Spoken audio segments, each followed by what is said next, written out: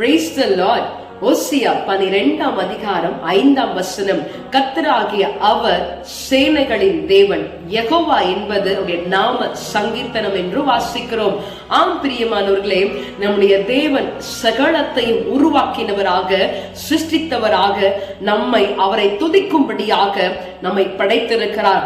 அவரை துதிக்கின்ற வேளையிலே நமக்கு முன்பாக அவர் சேனைகளின் தேவனாக கடந்து சென்று எல்லா தடைகளையும் உடைத்து நிர்மூலமாக்கி நமக்கு வெற்றியை கொடுக்கிற அவர் வல்லமை உள்ள தேவனாயிருக்கிறார்.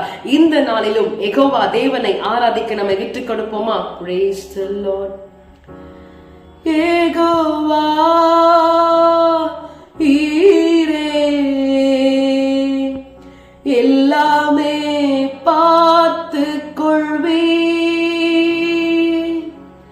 கலங்களப்பா நாங்க கலங்களப்பா, கலங்களப்பா நாங்க கலங்களப்பா, கர்த்தர் நாமம் என் புகழிடமே,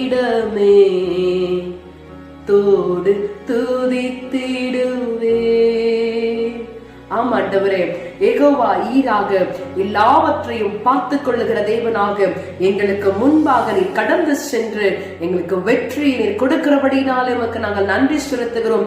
இந்த நாளிலேயும் நாங்கள் எந்தெந்த காரியத்திலே வெற்றியை பெற்றுக்கொள்ள வேண்டுமோ அந்த காரியங்களிலே எங்கள் காரியங்கள் எல்லாவற்றிலேயும் ஜெயத்தை, வெற்றியை கொடுத்து நடத்தும்படியாய் விட்டுக் கொடுக்கிறோம். ஆசீர்வதியும் இயேசுவின் நாமத்தில் ஜெபிக்கிறோம் பிதாவே, ஆமென். God bless you. Have a blessed day.